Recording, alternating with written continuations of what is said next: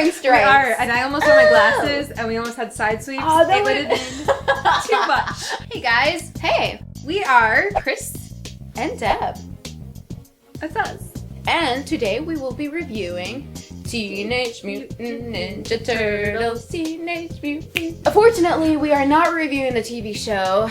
We should do that sometime. Actually, that's a really good idea. Maybe we'll do like a throwback. Ah, we should do like throwback on one of our favorite cartoons growing up. Bam! Done! We are actually reviewing the new movie that just came out. Michael Bay directed the thing. Yes, Megan Fox playing April Oatmeal. It felt like you said oatmeal. That's what I did. Oh, did you say oatmeal? I don't know. Because she's bland. Bland? Like oatmeal without the sugar. That this movie was more about April O'Neil than it was about the Turtles. Yeah, that's honestly, it was a storyline centered around April O'Neil. Sandwiches. They didn't even show up till 15 minutes into the movie. This girl has no emotion whatsoever. None. At all. None. It's as though she's memorized the lines and she's just saying them out loud. It seemed like a lot of her shots were just her. Breathing hard. With lip gloss and perfect hair. Ninja Turtles movies from early 90s. 90s, I feel, because it was more 90s. In those movies, though, the Turtles are the main characters, and then April O'Neil is the side character to them. So the fact that it was reversed, it was flipped in this movie, it was just, why? What is the point of that? I mean, Megan Fox is already a weak actress. Yeah. Why would you make her the lead like that? It just makes no sense. So let's talk about her sidekick. Will Arnett. / Joe. Ba-da-ba-ba. Ba-da-ba-ba-ba. Ba-da-ba-ba-ba-ba. I've always loved Will Arnett. I love his deep, raspy voice. I love his humor. I mean, I think he's an underrated actor. For sure. To be honest. I mean, he was great. I would love to see more of him. Yeah. I was completely thrown back when I saw Whoopi Goldberg on the screen. Whoopi! Okay. With the big hair. I'm We're like, looking like, talking Sister Act. Yeah, Whoopi Goldberg. She just had like a very small role. Yeah. Well, let's talk about the Turtles. Turtle time. I like turtles. How do we feel about the CGI version of the Turtles? I like the CGI. I thought it was done well. They didn't look fake at all. No. They're a little, like, slimy. They look like turtles. Look.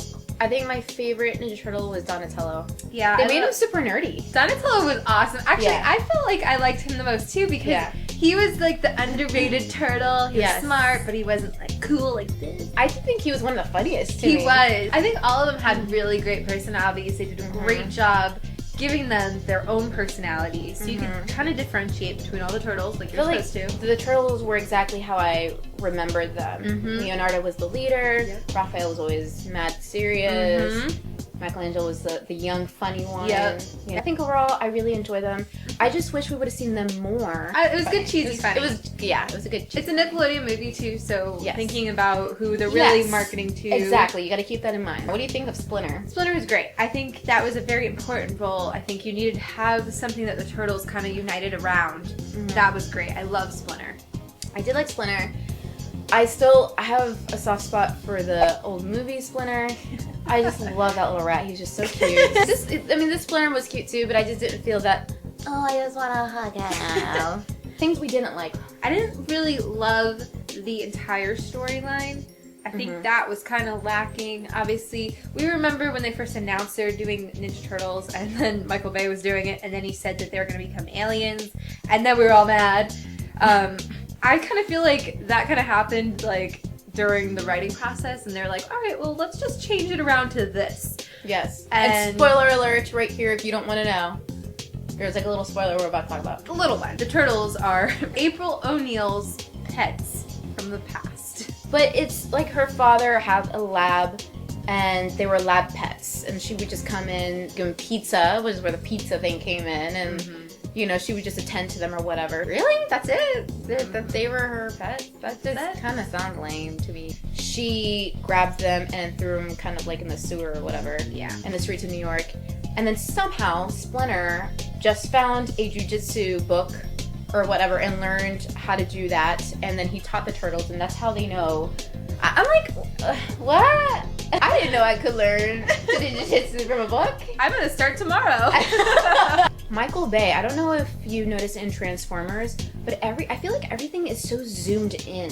Whenever they're fighting or whatever, swords and everything, so you're just like, ah! It's like in your face. There were scenes like that in this movie too, when the turtles are fighting, that there was just so much happening. You're like, I don't even, who's fighting? I can't even tell. That's true. It's just overwhelming for your eyes a little bit. Yeah, there's too much going on. There are too many weapons, too many people.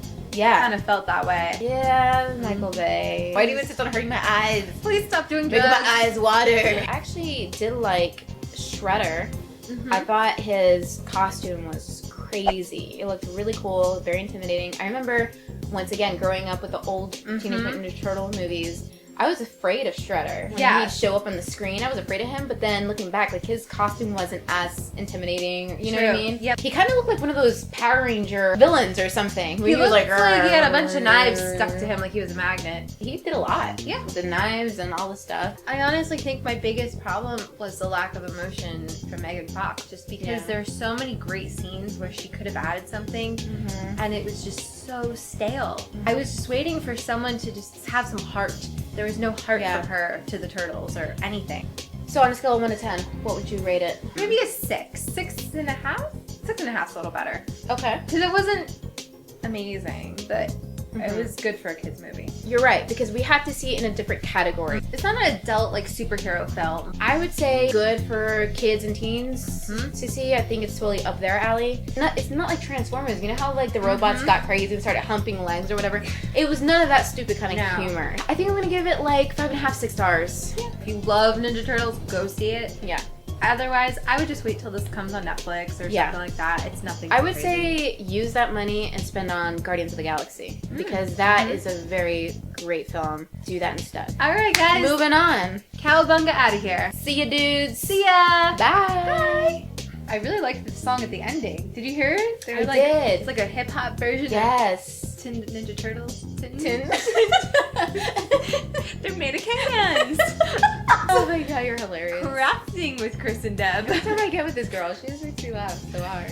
But you know, like, the dude was driving and they were talking about the turtles. He was like, oh, heroes in a half shell. I'm like, who says that? Who just comes up with heroes in a half shell? I like turtles.